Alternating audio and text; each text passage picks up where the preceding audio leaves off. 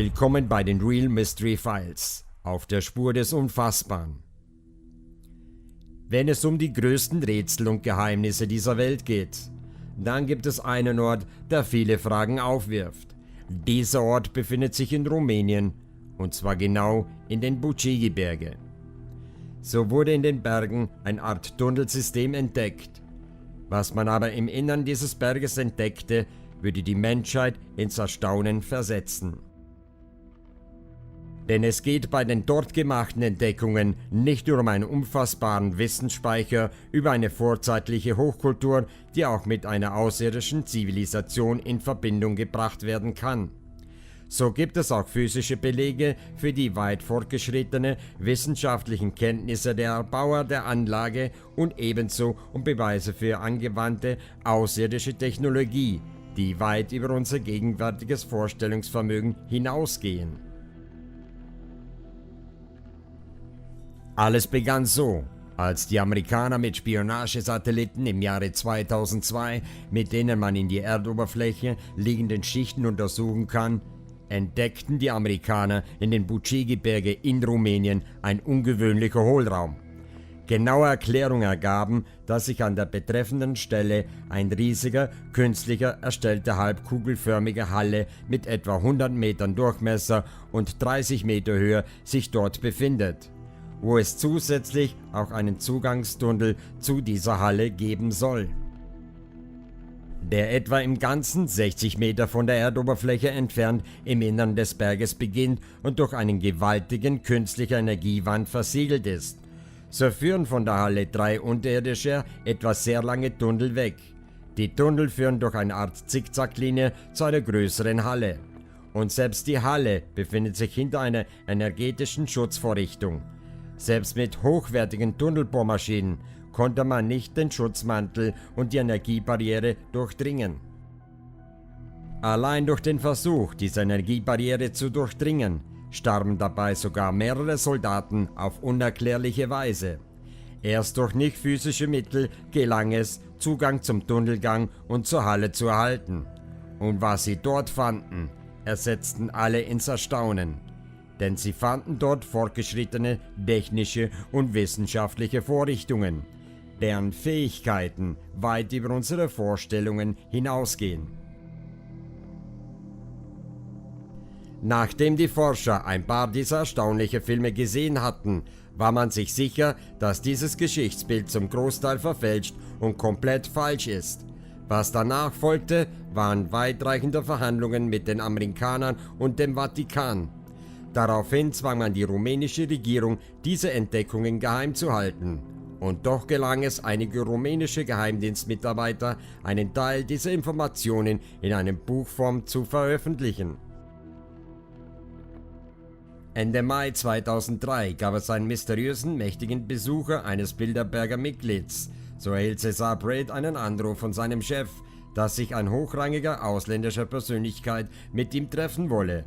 Cesar war sehr erstaunt, wie jemand sein Wissen und den Zugang zu ihm erhalten konnte, denn er war immerhin der technische Direktor des Department Zero, immerhin die geheimste Abteilung innerhalb der rumänischen Geheimdienst SRI, von dem normalerweise nur ein geringer Teil von Leuten Kenntnis hatten. Denn es war der ehemalige rumänische Diktator Ceausescu, der diesen Geheimdienst erschaffen hat. Denn Department Zero ist nämlich dafür zuständig, alle Vorfälle dieser Art zu untersuchen, die als übernatürlich eingestuft werden. Wiederum wurde auch auf mediale Weise Informationen beschaffen, denn dafür gibt es spezielle Ausbildungsprogramme. So stand Cesar schon seit seiner Geburt auf der Liste des Department Zero und er wurde im Alter von 10 Jahren in das Programm aufgenommen, da man der Vermutung war, dass er über sehr starke, ausgeprägte übersinnliche Fähigkeiten besaß. Durch diese Fähigkeiten konnte sich Cesar vollständig entwickeln und konnte somit wichtige Aufgaben im Department Zero durchführen. Cesar bekam also diesen Anruf von seinem Chef. Dies erklärt ihm, dass sich ein sehr wichtiger Besucher, ein italienischer Adliger, mit ihm treffen wolle. Dieser Besucher war gleichzeitig ein Hochgrad-Freimaurer und hatte großen politischen Einfluss in Rumänien. Cäsar konzentrierte seine Fähigkeit auf diesen Mann und er konnte dabei spüren, dass dieser eine finstere Persönlichkeit besitzt und durchaus hinterlistige Pläne verfolgte. Er wusste, dass er sich gut vorbereiten musste. Anschließend wurde der Italiener mit einem Hubschrauber eingeflogen und es stellte sich heraus, dass dieser ein vornehmer, aussehender, jedoch ein ziemlich arroganter Mensch war. So stellte er sich als Signore Mazzini vor und er berichtete Cäsar, dass er der Vorsitzende der Freimaurerloge in Europa war und zur Führung der Bilderberger Gruppe angehörte. Mazzini erklärte ihm, dass es zwei Arten von Menschen gebe, jene, die über eine starke Persönlichkeit verfügen und jene, die manipuliert und regiert werden. Er kam als Vertreter des höchsten Freimaurerordens und sei sehr interessiert daran, denn er wollte Cäsar persönlich treffen, weil er von seinen physischen Fähigkeiten sehr beeindruckt war. So kam es zu einem unterhaltsamen Gespräch zwischen den beiden. Nun wissen wir, dass bestimmte Organisationen wie die Freimaurer durchaus daran interessiert waren. Cäsar wusste, dass Mazzini ein gefährlicher Mann ist. Man konnte die Forderungen dieser mächtigen Geheimbünde nicht einfach ignorieren. Das Department Zero und amerikanische Sondereinheiten sperrten das Gebiet um die Fundstätte ab und man hatte spezielle Bergbaumaschinen eingeflogen, mit denen man nun begann, zum Tunnel im Berg vorzudringen. Es wurde dazu eine fortschrittliche, geheime Tunnelbohrmaschine verwendet. Diese Maschinen werden dazu verwendet, das unterirdische Tunnelsysteme zu erschaffen, mit denen die geheimen unterirdischen Militärbasen verbunden sind. Damit kann man durch hartes Gestein bohren wie durch Butter. Die Technik funktioniert angeblich mit einem rotierenden Magnetfeld und einem Plasmastrahl, wodurch das Felsgestein zu schmelzen anfängt. Somit gibt es fast keine Abfälle beim Bohren. Bei der Tunnelwand in Rumänien versagte die Bohrmaschine aber plötzlich. Man wusste zuerst keinen Rat und versuchte dann etwas anderes. Man bohrte sich in Richtung der großen Energiebarriere durch. Nach fast 100 Metern konnten sie schließlich in die Anlage eindringen und fanden eine Galerie vor, deren Wände glatt poliert waren. Am Ende befand sich ein großer Steintor. Man konnte jedoch noch immer nicht in den Dom gelangen, weil das Sperrfeld ein Eindringen verhinderte. Sobald ein Mensch dieses Feld berührte, bekam dieser einen Herzstillstand und fiel tot um. Auf diese Weise erwischte es mehrere Mitglieder des amerikanischen Sonderkommandos. Das Feld hatte noch weitere sonderbare Eigenschaften. Sobald man Steine oder Metallstücke dagegen warf, zerfiel alles augenblicklich zu Staub. Organisches Material prallte ebenfalls davon ab. Und dennoch musste es einen Weg geben, die Barriere auf irgendeine Weise zu durchdringen. Laut Informationen nutzte Cäsar seine Fähigkeiten und spürte ein gegenseitiges Anziehen. So ging er zur Barriere und berührte dies sanft mit seiner Hand. Im Gegensatz zu den anderen fiel er nicht gleich um, sondern konnte dies mit seiner Hand durchdringen. Zur gleichen Zeit fühlte er ein Kribbeln in seiner Hand. Daraufhin konnte er die Barriere durchschreiten. Er konnte nun in einen riesigen domförmigen Raum blicken. Dieser Raum wurde später als große Galerie bezeichnet. Die Beleuchtung erfolgte über indirektes Licht, das aus den Wänden zu kommen schien. Und die Tunnelwände und die Wände der Galerie waren aus einem unbekannten Material gebaut. Es war teils synthetisch und teils organisch und hatte eine ölige, grünliche Farbe. Dieses Material war so fest, dass man es mit keinem Werkzeug durchdringen konnte. Darüber hinaus absorbierte es sogar Flammen. Wenn man der Galerie einige 100 Meter folgte, gelangt man an eine Biegung.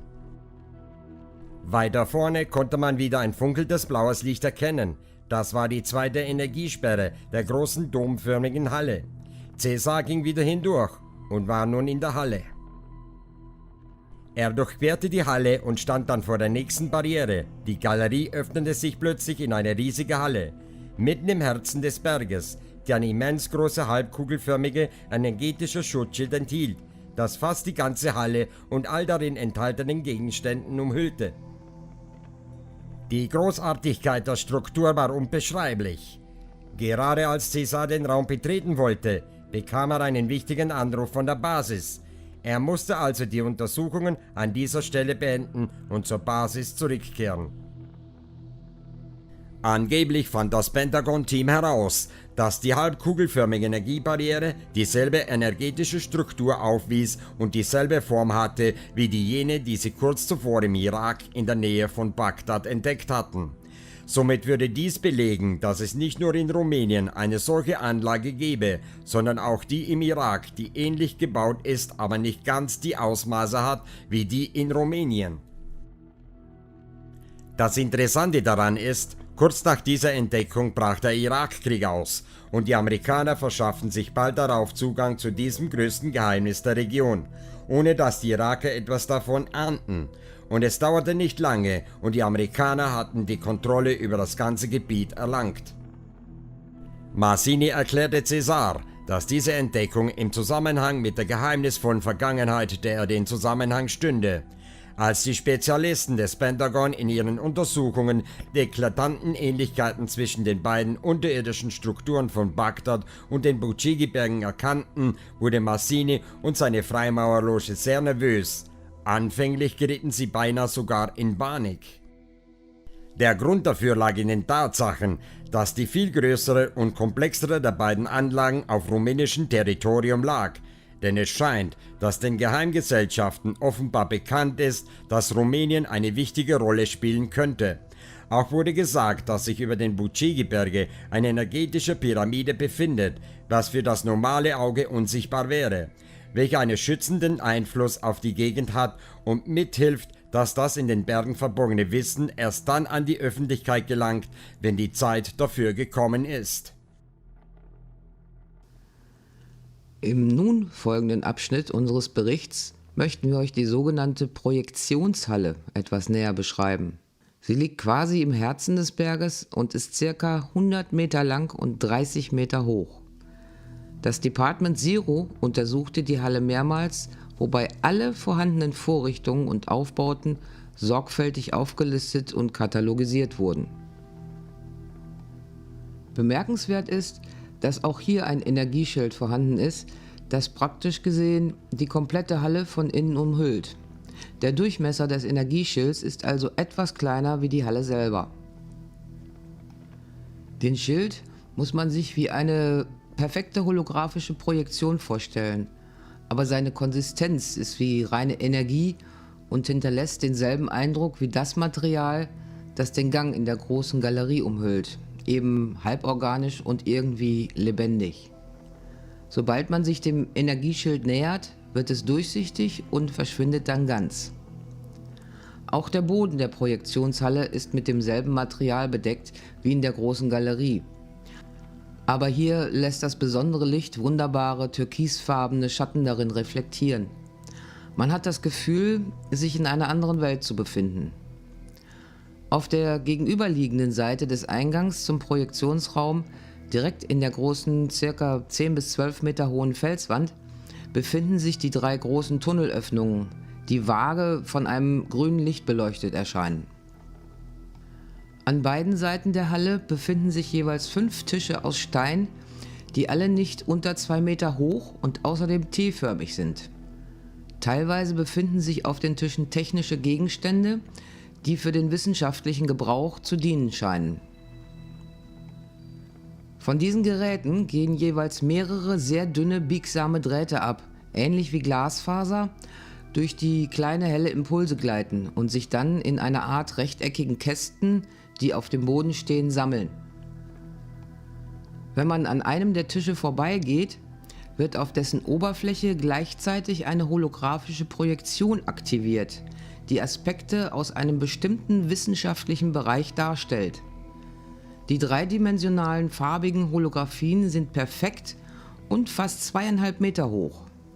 Diese Projektionen erscheinen zwar von selbst, aber sie sind interaktiv und hängen von demjenigen ab, der sie betrachtet und die Oberfläche des Tisches berührt.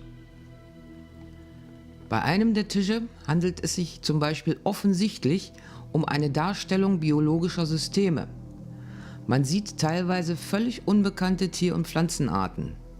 Bei Berührung eines der auf dem Tisch angeordneten Quadrate erscheint ein Hologramm das die Struktur des menschlichen Körpers darstellt und seltsamerweise gerade von demjenigen selber, der das Quadrat berührt. Auch wenn man sich dabei nicht bewegt, sieht man verschiedene Ausschnitte aus dem Bereich des eigenen Körpers aus verschiedenen Blickwinkeln. Selbst innere Organe können so spontan abgebildet und vergrößert werden. Wenn man die Flächen zweier verschiedener Quadrate berührt, erscheint sogar ein holographisches Bild mit einer komplexen wissenschaftlichen Analyse, die die DNA-Moleküle der jeweiligen Wesen zeigt und, was beachtenswert ist, ihre Kompatibilitätsmöglichkeiten. Die Bilder werden von seitlichen vertikalen Linien in einer seltsamen Schrift begleitet, bei denen es sich wahrscheinlich um Beobachtungen, Kommentare oder Hinweise auf die durchgeführte Analyse handelt. Diese sind dynamisch und werden in einer Reihe als mögliche Phasen der Vermischung der beiden Lebensformen dargestellt.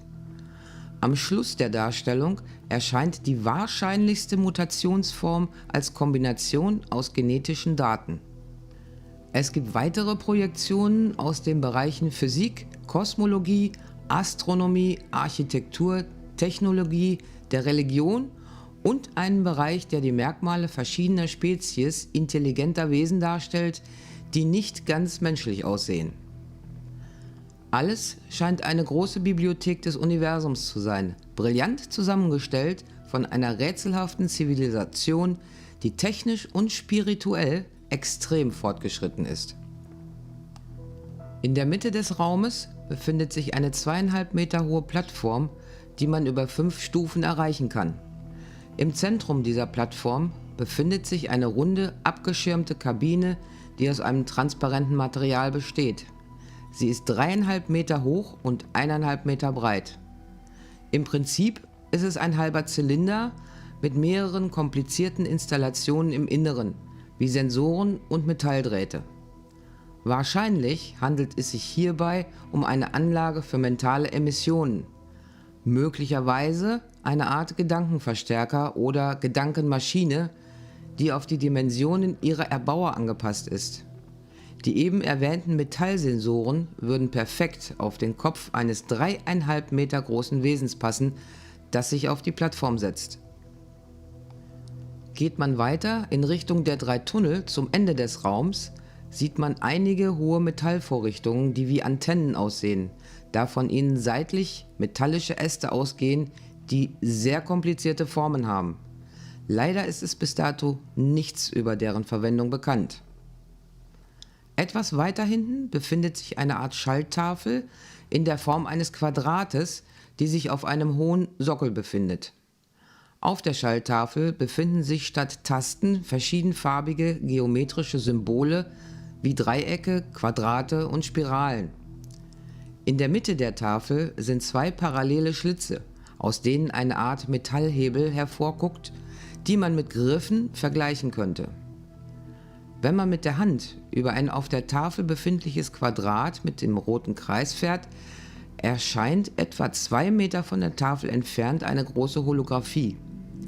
Sie stellt die Erde aus etwa 25 Kilometer Entfernung dar. Hier kann man sehen, dass große Wasserströme wie riesige Flüsse von überall her in dem Gebiet auftauchen, das jetzt ganz Rumänien, einen großen Teil Ungarns und der Ukraine umfasst und in Richtung der Berge und der Siebenbürgen-Plattform fließt. Ein sinnflutartiger Zustand, der, bis auf einige Bergspitzen und kleine Landstücke, das Land überflutet. Danach erscheinen in der Holographie die eben erwähnten Hebel und ein roter Knopf, nach deren Aktivierung das Wasser beginnt wieder abzufließen. Es fließt seltsamerweise in Richtung Süden, in Richtung der Retezat-Gebirge ab, wo sich auch die Godenau-Bergspitze befindet. Ist diese Holographie eine Simulation der Sintflut vergangener Tage oder stellt sie eine Art Sicherheitssystem dar, um der Wut wild gewordener Götter eventuell zukünftig entgegenzuwirken? Noch weiter hinten in dieser Halle erreicht man dann ein großes Quadrat mit einer Seitenlänge von ca. 3 Metern, dessen glatte Oberfläche goldgelb glänzt. In dessen Mitte befindet sich eine kleine Kuppel von etwa 15 cm Höhe und einem Schlitz auf der Oberseite. Vor der Kuppel steht ein Gefäß, das einer antiken Amphore ähnlich sieht und etwa einen halben Meter Höhe hat. Der Inhalt dieser Amphore ist wohl das Wichtigste an den ganzen Entdeckungen der Buciki-Berge. Es ist das Element, worauf es die Freimaurerelite abgesehen hat und der Grund, warum sich Signor Massini so sehr dafür interessierte. Der Inhalt dieser Amphore ist durch einen Deckel geschützt und wenn man ihn öffnet, sieht man, dass ihre Innenwände dezent blau leuchten und sie mit einer Art von weißglühendem Staub gefüllt ist. Bei dem Staub handelt es sich wohl um monoatomares Gold, das, wenn man es in regelmäßigen Abständen und in gewissen Mengen zu sich nimmt, einen stark beschleunigten Verjüngungsprozess des Körpers bewirkt.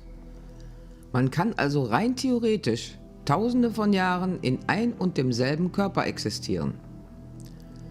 Mit unserer modernen Technologie ist es uns leider nicht möglich, die Reinheit des monoatomaren Goldes zu erhalten, die notwendig ist, um den allgemeinen energetischen Prozess der Verjüngung des Körpers in Gang zu setzen. Natürlich wurde auch dieser Goldstaub im Labor analysiert und man fand heraus, dass die Atome mit einem anderen auf der Erde unbekannten Element verbunden sind, was die Herstellung zusätzlich noch komplizierter macht. Die einzigen Anhaltspunkte, die wir in der Hinsicht haben, sind uralte Texte, die wir als Anhaltspunkt annehmen könnten, die aber von den Forschern völlig ignoriert werden.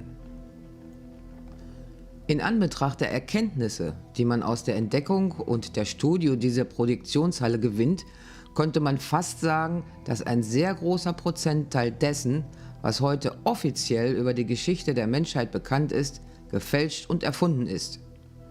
Es ist wirklich unglaublich, dass das, was als wirklich geschehen gilt, größtenteils eine Lüge ist.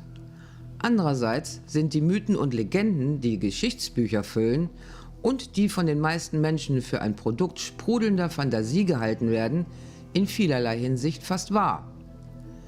Diese seltsame Umkehrung hat im Laufe der Zeit viele Probleme und Streitigkeiten zwischen den Menschen verursacht. Die meisten Ideen und Vermutungen der Archäologen und Forscher sind falsch, obwohl verschiedene Beweise manchmal so offensichtlich sind, dass sie ihre irregeleiteten Meinungen ändern sollten. Alleine schon die Projektionshalle und alles, was darin vorzufinden ist schon eine sensationelle und fast unglaubliche Entdeckung. Aber kommen wir nun zu der Beschreibung und Destination des jüngsten Tunnels, der uns auf eine unterirdische Reise nach Ägypten unter das Gizeh-Plateau führt. Nachdem man die Anlage entdeckt hatte, wurden weitere Untersuchungen durchgeführt. Hier in diesem Bericht steht der Tunnel im Fokus, der in Ägypten unter das Gizeh-Plateau führt. Vorab möchten wir aber darauf hinweisen, dass alle Informationen, die wir hier diesbezüglich zusammengetragen haben, rein fiktiver Natur sein könnten und uns keinerlei definitive Beweise vorliegen, die die folgenden Berichte in Bezug auf ihren Wahrheitsgehalt untermauern würden. Sie stammen aus literarischen Werken, die zunächst in rumänischer Sprache verfasst und dann ins Englische übersetzt wurden. Jede Reise in den Tunnel erfordert eine physische und mentale Vorbereitungszeit von einigen Tagen, die in der Nähe der Anlage in den Unterkünften des Militärs stattfindet, der sogenannten Alpha Base. Ohne dieses Training ist es nicht möglich, eine Reise durch einen der Tunnel unbeschadet zu überstehen. Neben dem Eingang zur Galerie befindet sich ein Hangar, der heute als Lagerraum für Ausrüstungsgegenstände für die Reise und andere Dinge genutzt wird, anstatt des Labors, das vorher dort zu finden war. Alle Beweise, die einer weiteren Untersuchung bedürfen, werden an ein spezialisiertes Institut in Bukarest geschickt, das unter Ausschluss der Öffentlichkeit arbeitet und über die modernste Ausrüstung verfügt, die von der US-Armee bezahlt wird. Nach einer ersten Analyse werden die wichtigsten Beweise und Ergebnisse von dort aus zur eingehenden Untersuchung in die USA übermittelt. Im Allgemeinen ist der geheime Ort in den Gizeh-Bergen vereinfacht worden, das heißt, er ist so gestaltet, dass er sich in die umliegende Vegetation einfügt. Dies ist jedoch nur dem Anschein nach der Fall. In Wirklichkeit sind viele redundante und sehr ausgeklügelte Alarm- und Schutzsysteme eingerichtet worden. Die 3 Tunnel sind mit die faszinierendsten Aspekte der Projektionshalle. Sie führen ins Erdinnere und zu ähnlichen Einrichtungen wie in den Bergen. Sie führen in den Irak, in die Mongolei, nach Tibet und auch unter das Gizeh-Plateau in Ägypten. Einer der Tunnel führt sogar in das Innere der Erde selbst. Der Tunnel, der zu einer unterirdischen Kammer und dem Gizeh-Plateau führt, ist jünger als die beiden anderen und weist Raum- und Zeitverzerrungen auf. Da man aus den holographischen Aufzeichnungen leider nicht herausfinden konnte, wie man sich diese Besonderheit in puncto Reisen nutzbar machen konnte, mussten auch diese Tunnel so befahren werden wie die beiden anderen. Alle Tunnel sind aus technischer Sicht gesehen eine absolute Hochleistung, sind aber absolut leer und müssen mit Spezialfahrzeugen befahren werden. Leider haben die Erbauer dieser Tunnel keine Hinweise darauf hinterlassen, wie man sich in diesen Tunneln bewegt. Bis zu den jeweiligen Zielen sind es immerhin einige tausend Kilometer. Sie sehen aus, als wären sie erst gestern für den Verkehr freigegeben worden, sind jedoch wie gesagt leer und ohne jegliche Gegenstände oder Spuren von irgendetwas. Dies stellte für die US Army jedoch kein Problem dar. Sie fanden recht schnell eine Lösung für die Fortbewegung in den Tunneln. Die Fahrzeuge, mit denen in die Tunnel gereist wurde, waren hochentwickelte Elektrofahrzeuge, damals eine geheime Premiere amerikanischer Militärtechnik. Diese Fahrzeuge wurden ursprünglich für einen anderen Zweck verwendet, aber mit bestimmten Anpassungen waren sie das beste Reisemittel für einen leisen und schnellen Transport durch die unterirdischen Tunnel. Diese Fahrzeuge bewegten sich damals wie heute mittels eines Lasersystems. Da die Oberfläche in den Tunneln sehr glatt und ohne Erhebung ist, kann man sie weitestgehend automatisch bewegen und während der Fahrt ausruhen. Der Tunnel, der nach Ägypten führt, weist eine Besonderheit auf, die aufgrund des violetten Lichts, das er indirekt abgibt, zustande kommt. Man fällt in einen Zustand der geistigen Verdoppelung, ähnlich wie beim Übergang zwischen Bewusstsein und Schlaf. Die physische Entspannung ist sehr groß und die Aufmerksamkeit neigt dazu, besonders empfänglich für wesentliche Aspekte der Existenz zu sein. Die Fahrt nach Ägypten dauert ungefähr 2 Tage inklusive Schlaf- und Essenspausen. Atomgetriebene Batterien sorgen für ausreichende Energie in den Fahrzeugen. Diese versorgen nicht nur den Antrieb, sondern auch Lebenserhaltungssysteme im Fahrzeug. Laut den Informationen soll diese Art der Technik der Batterien, die sich kalte Kernfusion nennt, schon lange existieren und auch Verwendung finden, wobei der Rest der im Dunkeln gelassenen Bevölkerung immer noch auf Öl und Brennstoff setzt. Dieser Tunnel nach Ägypten hat etwas sehr Seltsames an sich. Er scheint zu existieren. Man reist durch ihn und er ist Teil unserer physischen Realität, aber wir können auch sagen, dass er nicht existiert. Wenn der Befehl für die Raumverzerrung in der Projektionskammer aufgehoben wird, verschwindet der Tunnel vollständig. Man hat jedoch festgestellt, dass der Tunnel nach seiner Reaktivierung mit den letzten Informationen, die er enthielt, zurückkommt. Das heißt, dass alle Veränderungen, die in ihm vorgenommen wurden, genauso wieder erscheinen, wie sie waren, als der Tunnel deaktiviert wurde. Somit ist klar, dass die Zeit dadurch manipuliert wird. Das Raum-Zeit-Kontinuum wird aus einer Art rätselhaften Gedächtnis neu erschaffen. Wenn man sich den Tunnel etwas genauer ansieht, könnte einem schon schwindlig werden. Man hat teilweise das Gefühl, als würde man aus seinem eigenen Körper herausgezogen. Das leicht phosphorisierende indigoblaue Licht, die sich langsam bewegenden Nuancen an den Wänden und die völlige Stille haben eine sehr starke Wirkung auf den menschlichen Geist. In der Alpha-Basis muss man alle psychologischen Tests, von denen einige sehr schwierig sind, erfolgreich bestehen. Aber dennoch ist die komplexe Wirkung des Tunnels erstaunlich stark und erfordert den vollen Einsatz aller Selbstkontrollressourcen. Kurz bevor man das Ziel dieses Tunnels erreicht, ändert sich das Licht wieder in andere Farben, von Indigo zu einem phosphorisierenden Grün. Eigentlich erwartet man am Ziel etwas, das mit den Pyramiden oder der Sphinx zu tun hätte, aber weit gefehlt, denn damit hat es absolut nichts zu tun. Der Raum ist älter als 30.000 Jahre, also älter als die ägyptische Zivilisation, aber er wurde später gebaut als die Projektionskammer. Niemand weiß, warum er hier gebaut wurde und warum zu jener Zeit. Über die ganzen Informationen scheint nun das Ganze in den Vordergrund zu rücken. Denn bei der Ankunft landet man vor einem riesigen Steintor, das diese Kammer unzugänglich macht.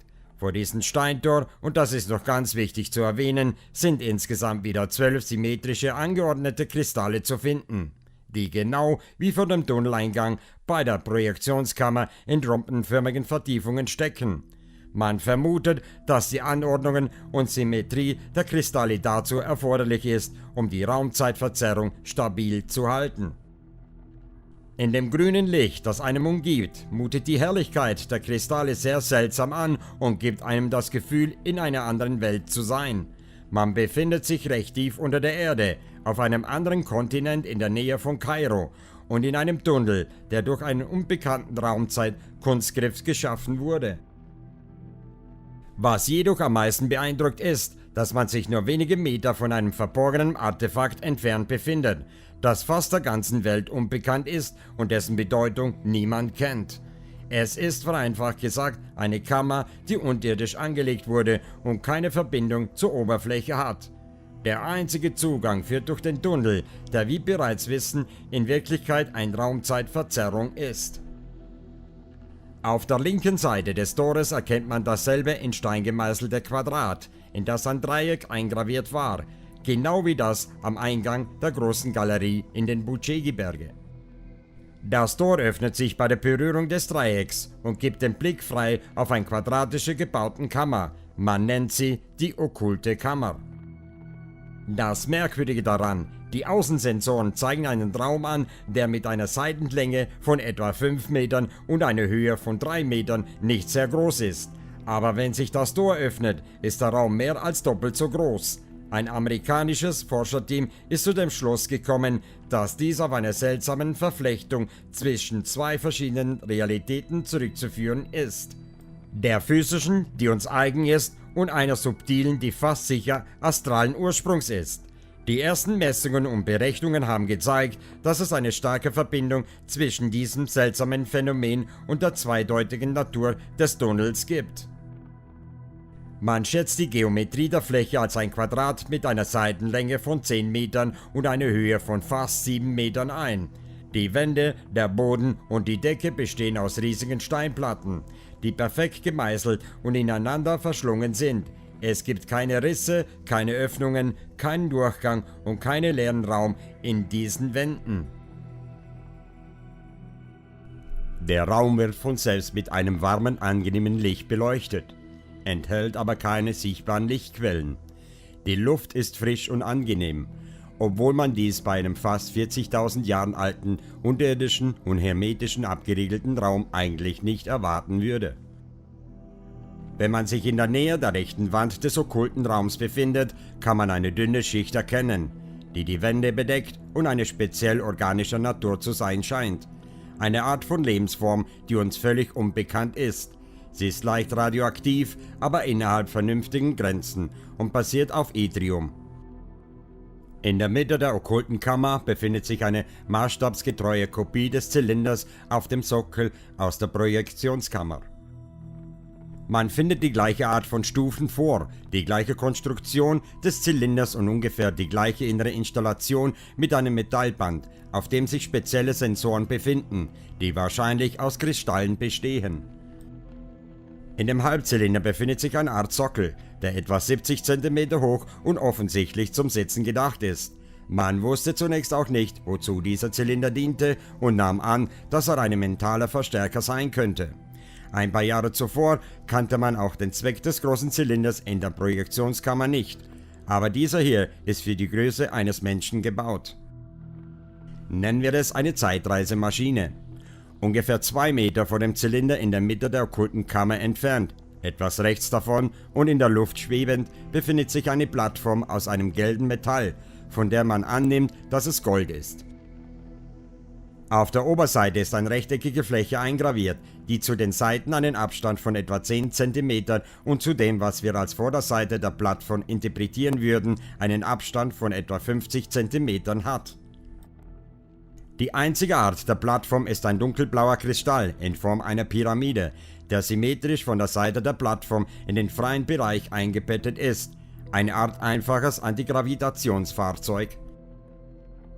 Die linke Wand der okkulten Kammer und die Hinterwand des Raumes sind sehr imposant, denn hier dehnt sich eine riesige Bibliothek aus, Die Regale sind tatsächlich direkt in die Steinwand gehauen und sehr gut poliert.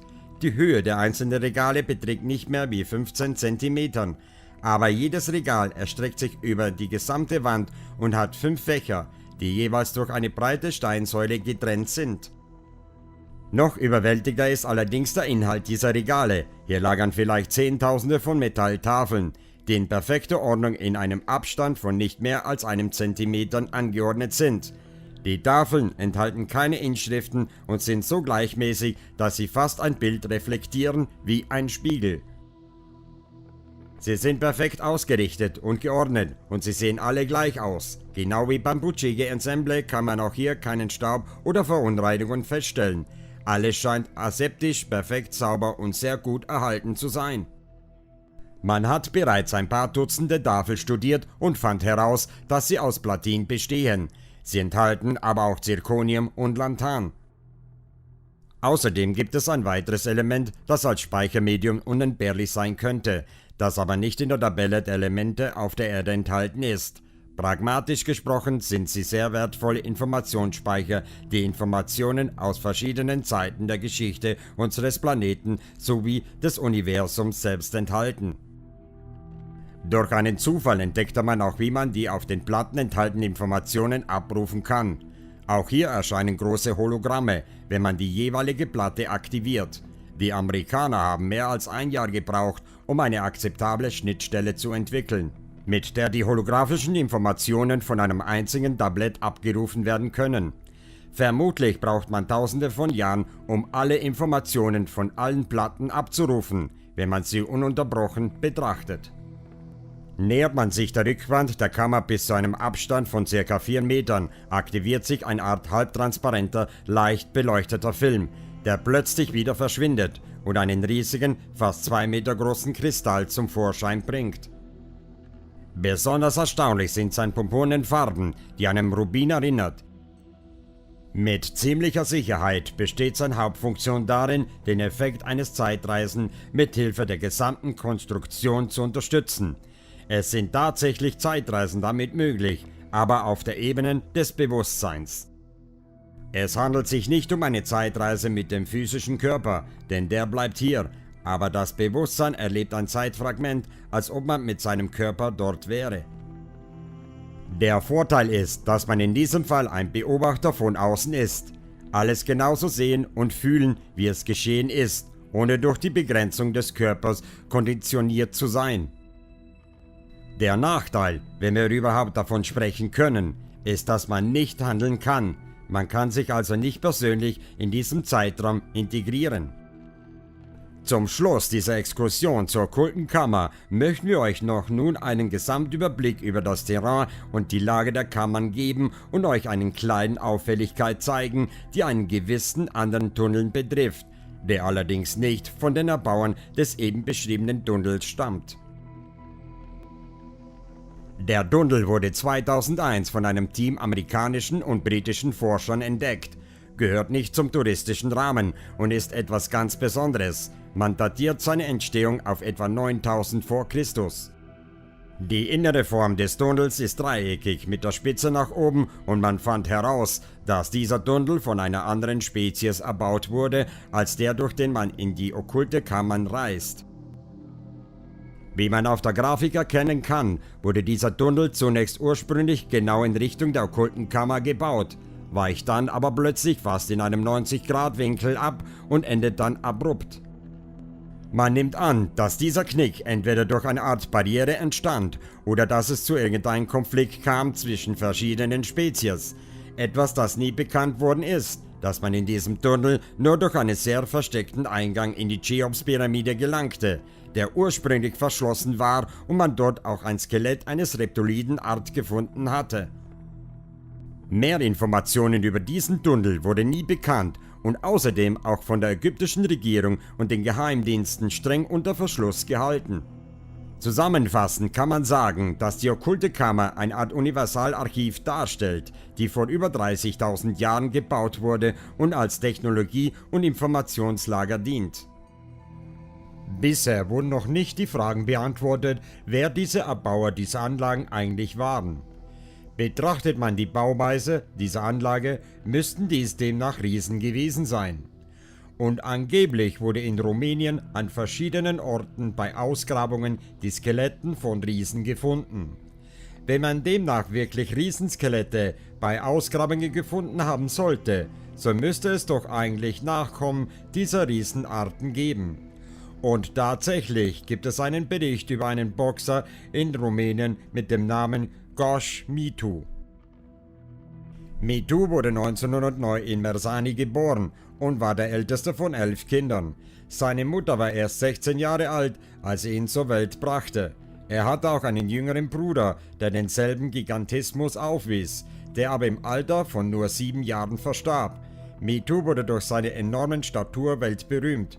Er wird mit verschiedenen Größen angegeben, unter anderem mit 2,36 Meter bis 2,49 Meter. Aufgrund dieser Eigenschaften war er bei Ärzten und Wissenschaftlern, die den Grund für seinen Gigantismus wissen wollten, und bei Leuten, die von seiner Größe profitieren wollten, sehr begehrt. Es hieß, er sei hochintelligent, obwohl er noch nicht zur Schule ging, lernte er im Alter von 3 Jahren selbst lesen, da er die Statur eines 5- bis 6-jährigen Kindes hatte. Im Alter von 17 Jahren war er so berühmt geworden, dass ihm ein Zirkusbesitzer aus Prag eine Stelle anbot, um ihn als menschliche Rarität zu präsentieren. Seine Zirkuskarriere war kurz, aber sehr glücklich, denn er wurde von dem erfolgreichen italienischen Boxer und Talentensucher Umberto entdeckt, der Mitu das Boxen beibrachte und später sein Manager wurde. Als Boxer war er sehr erfolgreich und er war durch seine ausgesprochene Intelligenz auch sehr klug. Möglich, dass er ein Wissen besaß, was vielleicht für einige ein Problem darstellte, denn eines Tages auf der Rückreise mit dem Zug von Istanbul nach Bukarest erkältete er sich und sein Manager schlug vor der Heimreise nach Mersani noch einige Tage in Bukarest zu bleiben, um sich zu erholen. Aber sein Zustand verschlechterte sich und er wurde ins Krankenhaus gebracht, wo er später verstarb. Nach offizieller Meldung starb er am 8. Juni 1936 im Alter von 26 Jahren an Tuberkulose. Seine Eltern behaupten jedoch bis heute, dass er durch Vergiftung absichtlich ermordet wurde. Vielleicht war er ein Nachfahren deren Riesen, die einst auch die Anlagen in den Bucegi-Bergen erbauten. Nur warum wurde er vergiftet? Vielleicht weil jemand sein Geheimnis kannte, oder man wollte einfach nicht, dass er seine Karriere erfolgreich weiterführen konnte.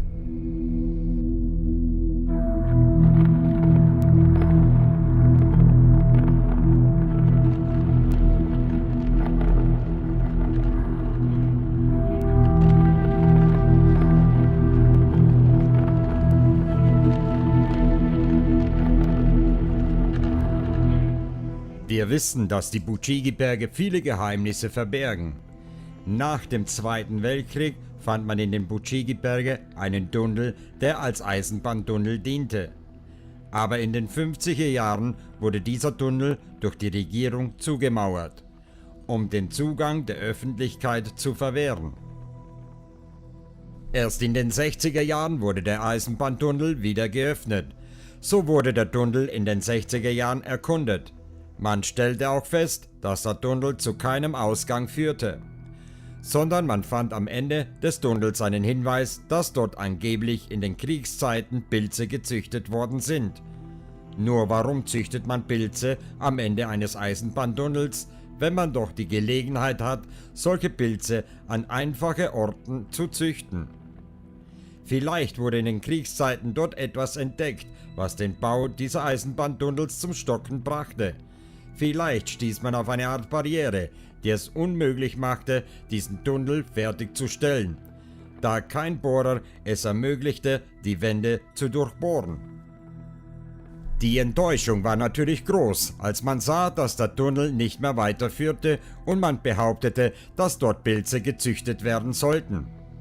Der Bau dieses Tunnels wurde schon vor dem Ersten Weltkrieg durchgeführt und hätte der längste Eisenbahntunnel Rumäniens werden sollen.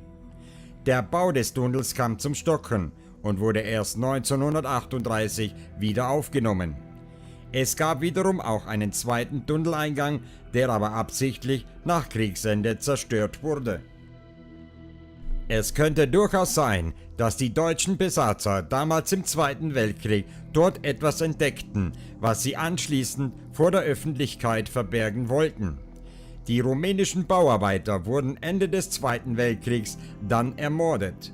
Aber es gibt keine Hinweise, dass es die Besatzer waren, sondern nur eine Vermutung. Somit wissen wir nun auch, dass es einen zusätzlichen Eingang geben musste, der aber im Großteil zerstört worden ist. Wussten die Besatzer vielleicht damals schon von dieser geheimnisvollen Kammer der Bucigi-Berge? Und wussten sie vielleicht auch, dass die Erbauer dieser Anlage vielleicht auch einst Riesen waren?